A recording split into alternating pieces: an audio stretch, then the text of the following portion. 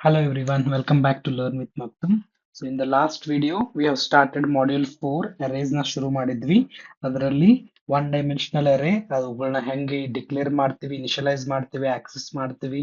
ಅದೇ ರೀತಿ two dimensional array which looks like a matrix or table ಅವುಗಳನ್ನ ಯಾವ ರೀತಿ ಡಿಕ್ಲೇರ್ ಮಾಡೋದು, ಇನಿಷಿಯಲೈಸ್ ಮಾಡೋದು ಮತ್ತೆ ಆಕ್ಸೆಸ್ ಮಾಡೋದು ಅಂತ ನೋಡಿದ್ವಿ. ಹೌದಾ? So ಇವತ್ತು ಈ ಒಂದು ವಿಡಿಯೋದಲ್ಲಿ ನಾವು arrays manipulation, bubble sort ಮತ್ತೆ strings in C ನ ನೋಡ್ತೀವಿ. So let us start the video. So firstly, array manipulation ಅಂದ್ರೆ ಏನು? Array manipulation ಅಂತಂದ್ರೆ we are going to perform operations on the elements of the array. So elements ಏನದಾವಲ್ಲ ನಮ್ಮ array ಅವುಗಳ ಮೇಲೆ ನಾವು different operations ನ ಮಾಡ್ತೀವಿ. ಯಾವ operations ಮಾಡ್ಬೋದು?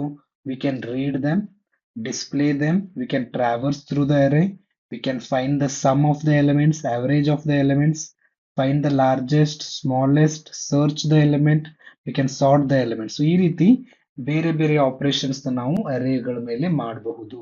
Okay, let us try to do one by one.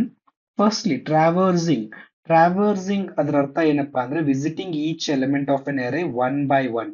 So ಒಂದು ಬೈ ಒನ್ ಒಂದೊಂದಾಗಿ ನಾವು ಏನ್ ಎಲಿಮೆಂಟ್ಸ್ ನಾವು ವಿಸಿಟ್ ಮಾಡ್ತೀವಲ್ಲ ಆ ಒಂದು ಪ್ರೊಸೆಸ್ಗೆ ನಾವು ಟ್ರಾವರ್ಸಲ್ ಅಂತ ಕರಿತೀವಿ.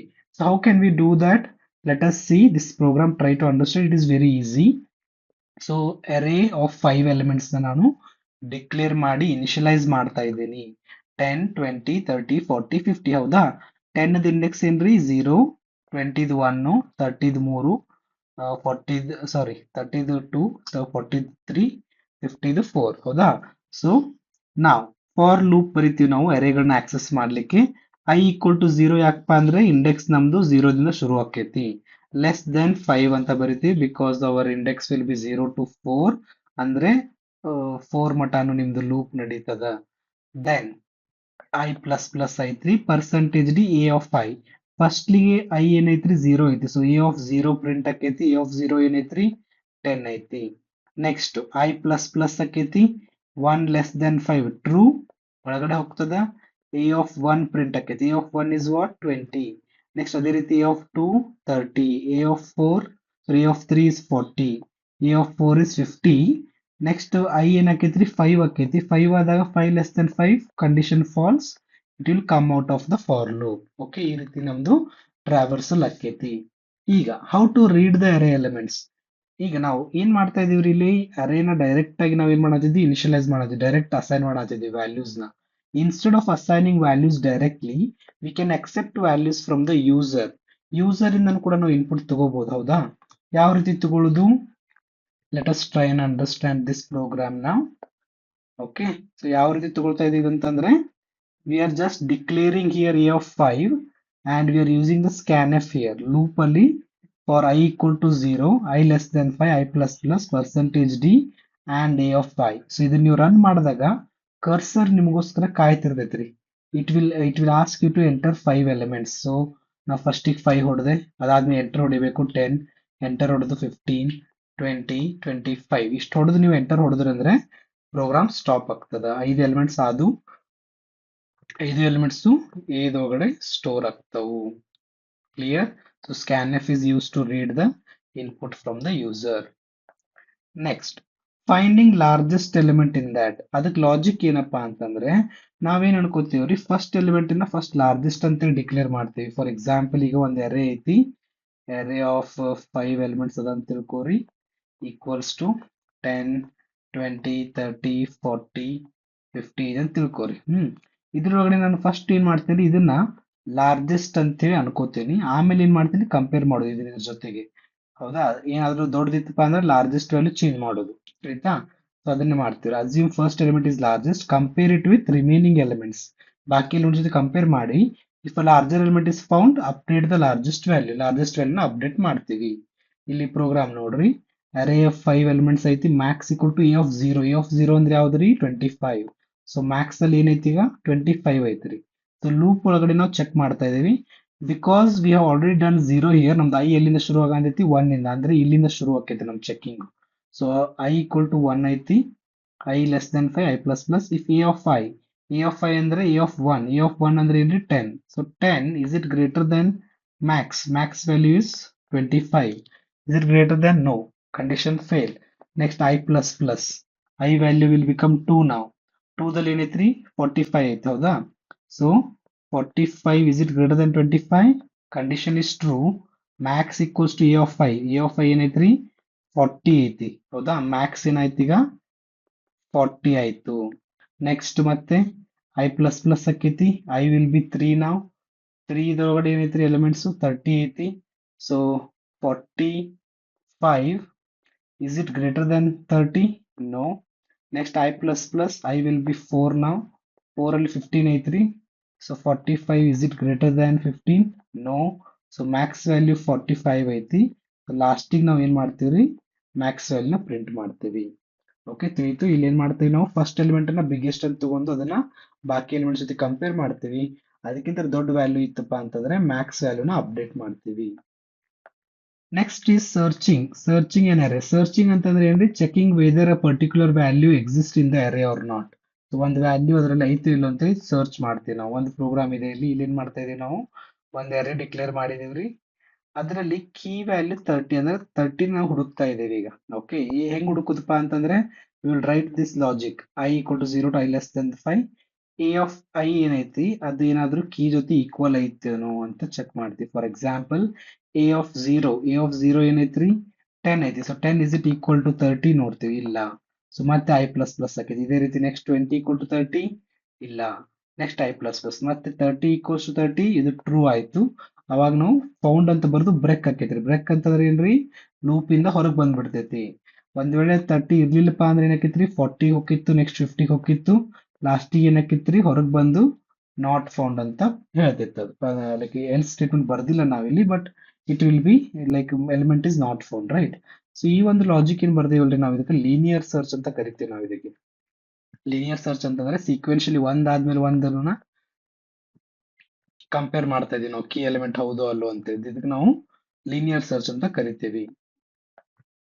Next sorting. ಸಾರ್ಟಿಂಗ್ ಅಂತಂದ್ರೆ ಏನ್ರಿ arranging the data in particular order. Particular order ಅಂದ್ರೆ ಅದು ನಿಮ್ದು ಅಸೆಂಡಿಂಗ್ ಆರ್ಡರ್ ಇರಬಹುದು ಅಥವಾ ಡಿಸೆಂಡಿಂಗ್ ಆರ್ಡರ್ ಆದ್ರೂ ಇರಬಹುದು. So arranging elements in particular order.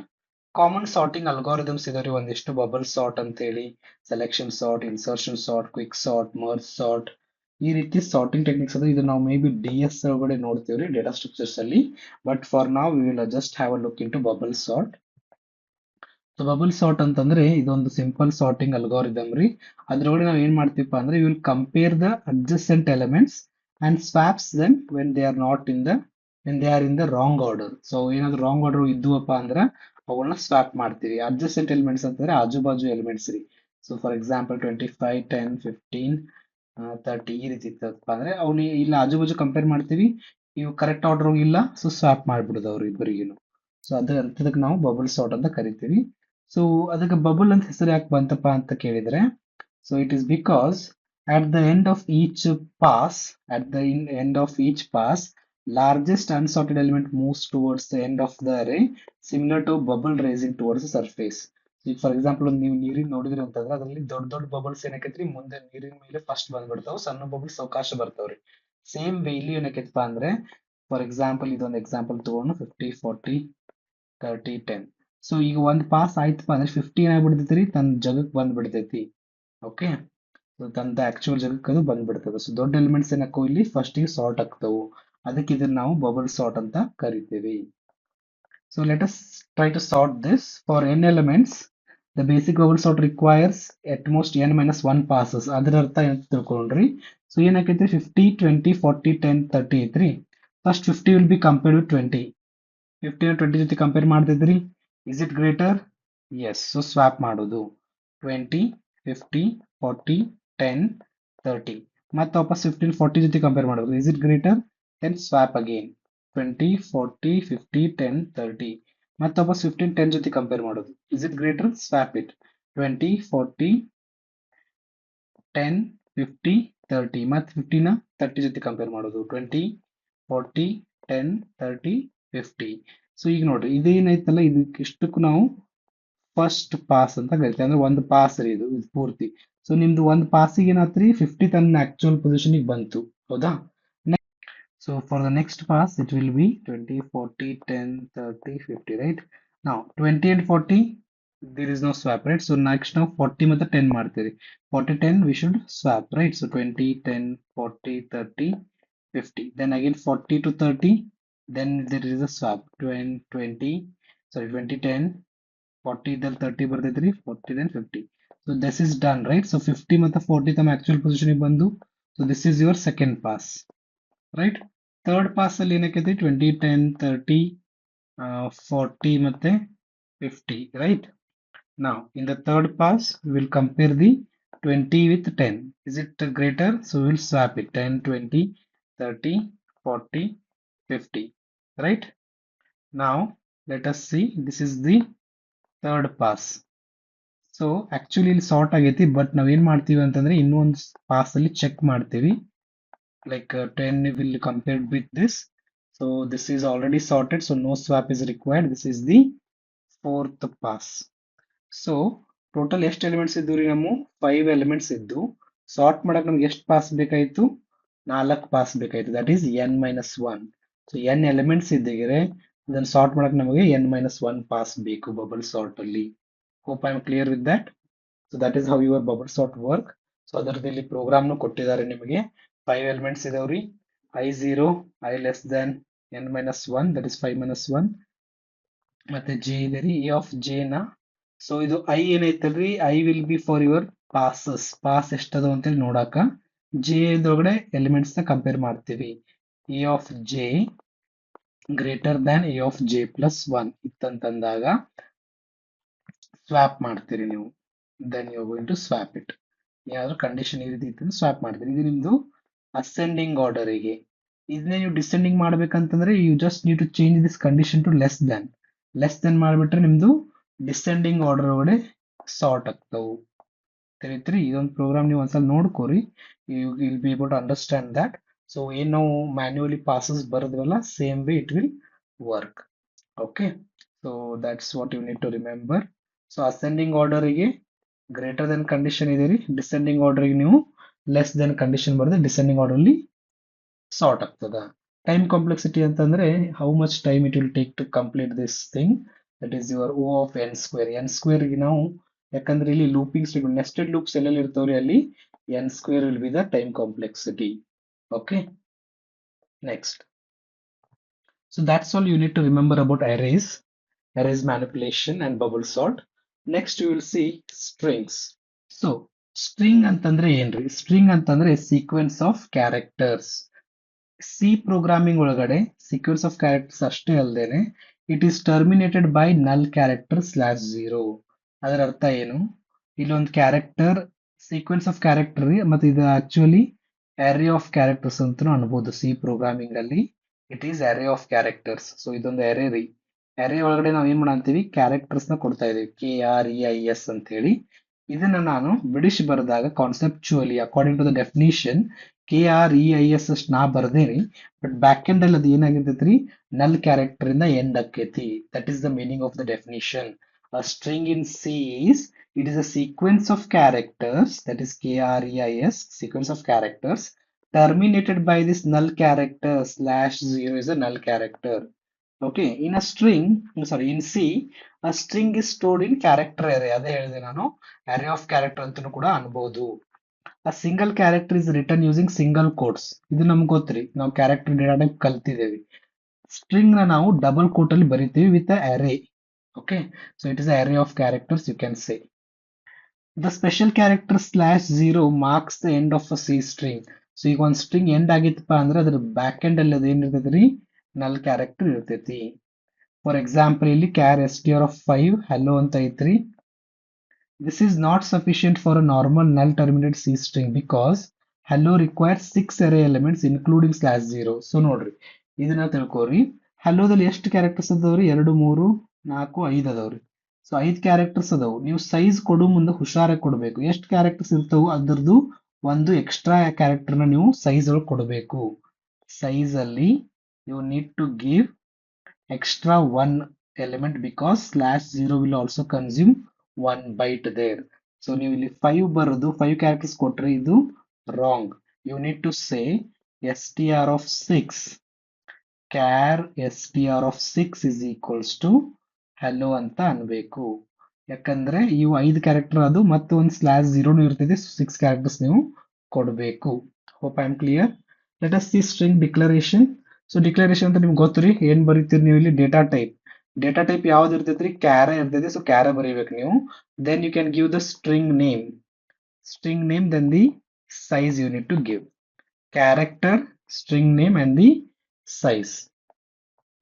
So initialisation ಹೆಂಗ್ ಮಾಡ್ಬೋದು ನೀವು ಅಂತಂದ್ರೆ ಕ್ಯಾರ್ ನೇಮ್ ಆಫ್ ಕಂಪ್ಯೂಟರ್ ಅಂತ ಈ ರೀತಿ ಬರೀಬಹುದು. ಸೈಜ್ ಕೊಟ್ಟರು ನಡಿತೈತಿ, ಕೊಡ್ಲಿಲ್ಲ ಅಂದ್ರೂ ನಡಿತೈತಿ. ಒಂದ್ ವೇಳೆ ನೀವು ಸೈಜ್ ಕೊಟ್ರೆ ಏನ್ ಮಾಡ್ಬೇಕಂತಂದ್ರೆ ಎಷ್ಟು ಕ್ಯಾರೆಕ್ಟರ್ಸ್ ಅದಾವ ಅದರದ್ದು ಒಂದು ಎಕ್ಸ್ಟ್ರಾ ನಂಬರ್ ಕೊಡ್ಬೇಕು. ಫಾರ್ ಎಕ್ಸಾಂಪಲ್ ಇಲ್ಲಿ CO 2 3 4 5 6 7 8 ಕ್ಯಾರೆಕ್ಟರ್ಸ್ ಅದಾವ್ರಿ ಇವು. ಇಲ್ಲಿ ನೀವು 9 ಕೊಟ್ಟಿರಿ, ದಿಸ್ ಇಸ್ ಕರೆಕ್ಟ್. ಬಿಕಾಸ್ ನಲ್ ಕ್ಯಾರೆಕ್ಟರ್ಗೆ ಒಂದು ಹಿಡಿದು ನೀವು ಕೊಡಬೇಕು. This is how you can do. ನೀವು ಏನಾದರೂ ಅರೇ ಒಳಗಡೆ ಕೊಡ್ಬೇಕು ಅನ್ಕೋದ್ರೆ ಈ ರೀತಿ ಕೊಡಬಹುದು. COMPUTER ನಲ್ ಕ್ಯಾರೆಕ್ಟರ್ ಕೊಡಬೇಕ್ರಿ. This is also valid. So these are the 3 ways in which you can initialize the string. Many standard string handling functions are provided through #include string.h. So ನಮ್ಗೆ ಇಲ್ಲಿವರೆಗೂ ಏನ್ ಗೊತ್ತಿತ್ತು ರೀ? ಬರೇ #include stdio.h ಅಷ್ಟೇ ಗೊತ್ತಿತ್ತು, ಹೌದಾ? stdio.h ಅಷ್ಟೇ ಗೊತ್ತಿತ್ತು. ಇನ್ಮೇಲೆ ಇನ್ನೊಂದು ಬರ್ತೈತ್ರಿ string.h. ಇದ್ರೊಳಗಡೆ ಏನದಪ್ಪ ಅಂದ್ರೆ ಸ್ಟ್ರಿಂಗ್ ಹ್ಯಾಂಡ್ಲಿಂಗ್ ಫಂಕ್ಷನ್ಸ್ ಬರ್ತಾವ್ರಿ. ಸ್ಟ್ರಿಂಗ್ ಹ್ಯಾಂಡ್ಲಿಂಗ್ ಫಂಕ್ಷನ್ಸ್ ಅಂತ ಬರ್ತಾವು. ಯಾವ್ಯಾವು ಅಂತೇಳಿ ನಾವು ನೆಕ್ಸ್ಟ್ ಇದರಲ್ಲಿ ಟೇಬಲ್ ಇದೆ, just have a look. So string handling functions ಬಂದ್ಬಿಟ್ಟು string length, string copy, string cat, string compare. So string length will help you to find the length, copy will help you to copy the string, cat will help to concatenate ಅಂದ್ರೆ combine ಮಾಡ್ಲಿಕ್ಕೆ help ಮಾಡ್ತದ, compare with to compare the strings. So let us see one by one. First one is string length. String length ಏನ್ ಮಾಡ್ತೈತ್ರಿ? It will return the number of characters. Number of characters ಎಷ್ಟದವು string ಅಲ್ಲಿ ಅಂತ calculate ಮಾಡ್ಲಿಕ್ಕೆ ನಾವು string length function use ಮಾಡ್ತೀವಿ. ಇದರಲ್ಲಿ ನಲ್ ಕ್ಯಾರೆಕ್ಟರ್ ನ ಎಕ್ಸ್ಕ್ಲೂಡ್ ಮಾಡಲಾಗುತ್ತೆ, ನಲ್ ಕ್ಯಾರೆಕ್ಟರ್ ನ ಕೌಂಟ್ ಮಾಡೋದಿಲ್ಲ. ಫಾರ್ ಎಕ್ಸಾಂಪಲ್ ಒಂದು ಪ್ರೋಗ್ರಾಮ್ ಬರೆದಿದ್ದೇವೆ ಇಲ್ಲಿ, stdio.h ಜೊತೆಗೆ string.h ಕೂಡ ಬರೀಬೇಕು. ಯಾಕಂದ್ರೆ string.h ಒಳಗಡೆ ಈ ಒಂದು ಸ್ಟ್ರಿಂಗ್ ಲೆಂತ್ ಏನ್ ಮಾಡ್ಬೇಕಂತೇಳಿ ಬರ್ದಿರ್ತಾರ. ಓಕೆ, ಸೊ ಇಲ್ಲಿ ನಾವು ಒಂದು ಸ್ಟ್ರಿಂಗ್ ಇನಿಷಿಯಲೈಸ್ ಮಾಡಿದ್ದೇನೆ, ಕ್ರೈಸ್ ಅಂತ ಹೇಳಿ. ಇದೇನ್ ZU ಅಂತ ಐತಲ್ರಿ, ಇದೇನು ಗಾಬರಿ ಆಗಕ್ ಹೋಗ್ಬೇಡ್ರಿ. ಇಂಟೀಜರ್ ಅಲ್ಲಿ ಇನ್ನೊಂದು ಬರ್ತೈತ್ರಿ ಅನ್ಸೈನ್ಡ್ ಇಂಟೀಜರ್ ಅಂತ ಹೇಳಿ, ಅದ್ರದ್ದು ಫಾರ್ಮ್ಯಾಟ್ ಸ್ಪೆಸಿಫೈಯರ್ ಬಂದ್ಬಿಟ್ಟು ZU ಅಂತ ಹೇಳಿ. ಓಕೆ, ಅದ್ರ ಬದ್ಲಿ ನೀವು %d ಬರೆದ್ರು ನಡೀತದ, ಔಟ್ಪುಟ್ ಬರ್ತೈತಿ. ಓಕೆ, ಸೊ ಇಲ್ಲಿ ನಾವು ಕ್ರೈಸ್ ಒಳಗಡೆ ಎಷ್ಟು ಕ್ಯಾರೆಕ್ಟರ್ಸ್ ಅದಾವ್ರಿ? 1 2 3 4 5 ಅದಾವ್ರಿ. ಸೊ ಕ್ಯಾರೆಕ್ಟರ್ಸ್ ಲೆಂತ್ ಗೊತ್ತಾಗಕ್ಕೆ ನೀವೇನ್ ಮಾಡ್ತೀರಿ? String length of STR is the string name. So ಇದ್ರದ್ದು ಔಟ್ಪುಟ್ ಏನ್ ಬರ್ತೈತ್ರಿ? 5 ಬರ್ತದ. ಓಕೆ, ಸೊ ಫಾರ್ ಎಕ್ಸಾಂಪಲ್ ಇನ್ನೊಂದು ಎಕ್ಸಾಂಪಲ್ ಬರೆಯೋನು. Char name of 10 is equals to MAKTUM. ಇಲ್ಲಿ 10 ಅಂತ ಬರ್ದೇನೆ ನಾನು ಹೆಚ್ಚಿಗೆ. ಸೊ ಬಟ್ ಎಷ್ಟು ಲೆಟರ್ಸ್ ಕೊಟ್ಟೇನ್ರಿ? ಬರೇ 6 ಲೆಟರ್ಸ್ ಕೊಟ್ಟಿದೀನಿ. ಒಂದು ನಲ್ಲಿಗೆ ಇರ್ತೈತಿ, ಬಟ್ ನಮ್ಗೆ 6 ಕ್ಯಾರೆಕ್ಟರ್ಸ್ ಅದಾವು. ಸೊ ನಾ ಈಗ ಏನ್ ಮಾಡ್ಬೋದ್ರಿ? printf %d, string length of name ಅಂತ ಬರೆದ್ರೆ ಏನ್ ಬರುತ್ತೆ? ಔಟ್ಪುಟ್ 6 ಬರ್ತೈತಿ. Hope that is clear. String length. Then string copy. ಇದೇನ್ ಮಾಡ್ತೈತಪ್ಪ ಅಂದ್ರೆ copy the content of one string to another. ಒಂದ್ ಸ್ಟ್ರಿಂಗ್ ಇಂದ ಇನ್ನೊಂದು ಸ್ಟ್ರಿಂಗ್ ಕಾಪಿ ಮಾಡಿದ್ರಿ ಕಂಟೆಂಟ್. ಇಲ್ಲೊಂದು ಸ್ಟ್ರಿಂಗ್ ಐತಿ, ಏನಂತ ಹೇಳಿ? ಸೋರ್ಸ್ ಅನ್ನೋದೊಂದು ಸ್ಟ್ರಿಂಗ್ ಐತಿ, ಕ್ರೈಸ್ ಐತ್ರಿ. ಡೆಸ್ಟಿನೇಷನ್ ಅನ್ನೋ ಸ್ಟ್ರಿಂಗ್ ಐತಿ, ಅದ್ರದ್ದು ABC ಅಂತ ಐತ್ರಿ. ಬಿಫೋರ್ ಕಾಪಿಂಗ್ ಡೆಸ್ಟಿನೇಷನ್ ಏನು ಪ್ರಿಂಟ್ ಮಾಡಿದ್ರೆ ಏನ್ ಬರ್ತೈತಿ ನಿಮಗೆ? ಇಲ್ಲಿ ABC ಅಂತ ಬರ್ತೈತೆ, ಹೌದಾ? ಯಾಕಂದ್ರೆ ABC ಇನಿಷಿಯಲೈಸ್ ಮಾಡಿರಿ. ಈ ಸ್ಟ್ರಿಂಗ್ ಕಾಪಿ ಫಂಕ್ಷನ್ ಕರೆ ಅಂತೀರಿ ನೀವು ಇಲ್ಲಿ. String copy destination variable, then source ಕೊಡ್ತೀರಿ. ಫಸ್ಟ್ ನೀವು ಎಲ್ಲಿ ಕಾಪಿ ಮಾಡ್ಬೇಕು ಅದನ್ನ ಕೊಡ್ತೀರಿ, ಎಲ್ಲಿಂದ ಕಾಪಿ ಮಾಡ್ಬೇಕು ಆಮೇಲೆ ಕೊಡ್ತೀರಿ. ಸೊ ಇದನ್ನ ಆದ್ಮೇಲೆ ಕಾಪಿ ಫಂಕ್ಷನ್ ಆದ್ಮೇಲೆ ನೀವು ಪ್ರಿಂಟ್ ಮಾಡಿದರೆ ನಿಮ್ಗೆ ಔಟ್ಪುಟ್ ಇಲ್ಲಿ ಏನ್ ಬರ್ತೈತ್ರಿ? ಕ್ರೈಸ್ ಅಂತ ಬರ್ತೈತಿ. ಓಕೆ, ಕ್ರೈಸ್ ಅನ್ನೋದು ಡೆಸ್ಟಿನೇಷನ್ ಗೆ ಕಾಪಿ ಆಗ್ತದ. Clear? So string copy function ಗೆ ನೀವೇನ್ ಮಾಡ್ಬೇಕು? ಫಸ್ಟ್ ಗೆ ಡೆಸ್ಟಿನೇಷನ್ ಕೊಡಬೇಕು, ಆಮೇಲೆ ಸೋರ್ಸ್ ಕೊಡಬೇಕು. ಆಯ್ತಾ? ಓಕೆ, ನೆಕ್ಸ್ಟ್ ಈ ಸ್ಟ್ರಿಂಗ್ ಕ್ಯಾಟ್ ಅಂದ್ರೆ ಕಾನ್ಕ್ಯಾಟಿನೇಷನ್ ಅಂದ್ರೆ ಜಾಯ್ನಿಂಗ್ ದ ಸ್ಟ್ರಿಂಗ್ಸ್ ಟುಗೆದರ್ ಅಂತ ಕರಿತೀವಿ. ನೋಡ್ರಿ, A20 ಅಂದ್ರೆ ಒಂದನೇ ಸ್ಟ್ರಿಂಗ್ ಕಂಪ್ಯೂಟರ್ ಅಂತ ಐತಿ, ಎರಡನೇ ಸ್ಟ್ರಿಂಗ್ ಸೈನ್ಸ್ ಅಂತ ಐತಿ. ಸ್ಟ್ರಿಂಗ್ ಕ್ಯಾಟ್ ಆಫ್ EB ಅಂತ ಬರೆದ್ರೆ you are going to get, ಇಲ್ಲಿ ಏನಾಕೈತಪ್ಪ ಅಂತಂದ್ರೆ ಫಸ್ಟ್ ಸ್ಟ್ರಿಂಗ್ ಗೆ ಅದೇನಾಕೈತಿ? ಕಾನ್ಕ್ಯಾಟಿನೇಟ್ ಆಕೈತಿ. ಸೊ ಎ ನ ಪ್ರಿಂಟ್ ಮಾಡಿದ್ರೆ ನಿಮಗೆ ಕಂಪ್ಯೂಟರ್ ಸೈನ್ಸ್ ಅಂತೇಳಿ ಬರ್ತೈತಿ. Okay, string cat of A ಕಮ ಬಿ ಅಲ್ಲಿ ಏನಕ್ಕೈತಪ್ಪ ಅಂದ್ರೆ ಬಿ ಅಲ್ಲಿ ಇರ್ತಕ್ಕಂಥ ಸ್ಟ್ರಿಂಗ್ ಈ ಜೊತೆಗೆ ಕಾನ್ಕ್ಯಾಟಿನೇಟ್ ಆಗುತ್ತೆ. Next string compare. String compare compares the two strings. ಎರಡು ಸ್ಟ್ರಿಂಗ್ ಅದಪ್ಪ ಅಂದ್ರೆ ಅವನ್ನೆರಡನ್ನು ಕಂಪೇರ್ ಮಾಡ್ಲಿಕ್ಕೆ ಸ್ಟ್ರಿಂಗ್ ಕಂಪೇರ್ ಯೂಸ್ ಮಾಡ್ತೀವಿ. ಈ ರೀತಿ str1 str2 ಕಂಪೇರ್ ಮಾಡಿದಾಗ ರಿಸಲ್ಟ್ ಬರ್ತೈತಿ. ರಿಸಲ್ಟ್ ಮೂರ್ ವ್ಯಾಲ್ಯೂಸ್ ಬರ್ತವೆ. 0 ಬಂದ್ರೆ ಎರಡು ಸ್ಟ್ರಿಂಗ್ ಏನ್ರಿ str1 str2 ಎರಡು ಏನದವು ಈಕ್ವಲ್ ಅದಾವ ಅಂತ ಅರ್ಥ. ಈಕ್ವಲ್ ಅದಾವ ಅಂದ್ರೆ 0 ಬರ್ತೈತಿ. ಈ ನೆಗೆಟಿವ್ ವ್ಯಾಲ್ಯೂ ಬಂದ್ರೆ first string is less than second. First string is less than second ಅಂತಂದ್ರೆ ನಿಮಗೆ ನೆಗೆಟಿವ್ ವ್ಯಾಲ್ಯೂ ಬರ್ತೈತಿ. ಪಾಸಿಟಿವ್ ವ್ಯಾಲ್ಯೂ ಬಂದ್ರೆ first string is greater than second. So ಈ ಮೂರು ನಿಮಗೆ ನೆನಪಿರಬೇಕು. Let us see the program. To test whether two strings are equal, you can use this condition. Compare ಮಾಡಿದ್ದನ್ನ equal to 0 ಮಾಡಿದ್ರೆ ಎರಡು ಏನಕ್ಕವ್ರಿ 0 ಆಗ್ತಾವು. ಸೊ ಸ್ಟ್ರಿಂಗ್ ಕಂಪೇರ್ ಮಾಡುವಾಗ ಈ ಎರಡು ಸ್ಟ್ರಿಂಗ್ ಈಕ್ವಲ್ ಅದಾವ ಅಂತೇಳಿ ನೋಡುವಾಗ ನೀವು ಸ್ಟ್ರಿಂಗ್ ಕಂಪೇರ್ ಫಂಕ್ಷನ್ ಯೂಸ್ ಮಾಡಬಹುದು. ಪ್ರೋಗ್ರಾಮ್ ನೋಡ್ರಿ ಇಲ್ಲಿ string comparison of ABC. So result ಏನ್ ಬರ್ತೈತಿ ಇದ್ರ ಎರಡು ಸೇಮ್ ಅದಾವು. So result will be 0. So result ಒಳಗೆ 0 ಐತಿ. So result is equal to 0. Correct, strings are equal.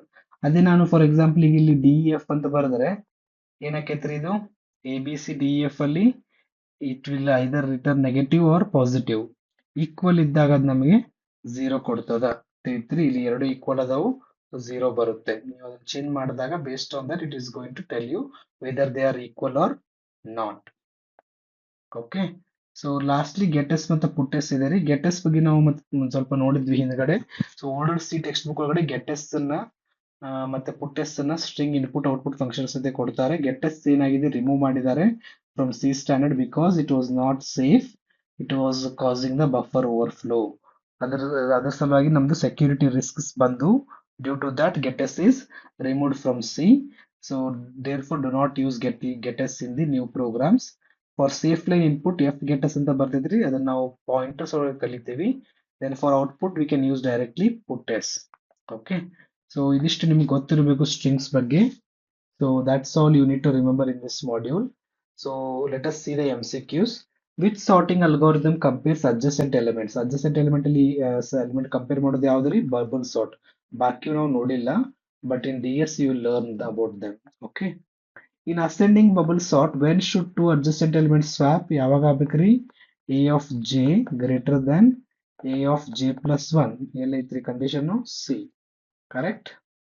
Which character marks the end of C string? This is only for C. ನಿಮ್ದು null character ಇರ್ತೈತ್ರಿ, ಹೌದಾ? So null character marks the end of the string. Which header file contains standard string functions such as string len, string copy? So ಯಾವ್ದ್ರಿ ಅದು string.h, right? So string.h is the answer. What is the output? So Christ ಅನ್ನೋದು ಒಂದು string ಐತಿ. String length of Christ is how much? 5, right? Zoo ಕೊಟ್ರೆ confusion ಆಗ್ಬೇಡ್ರಿ. Zoo ಮತ್ತೆ %dr fine only. Okay, so you will get an integer value.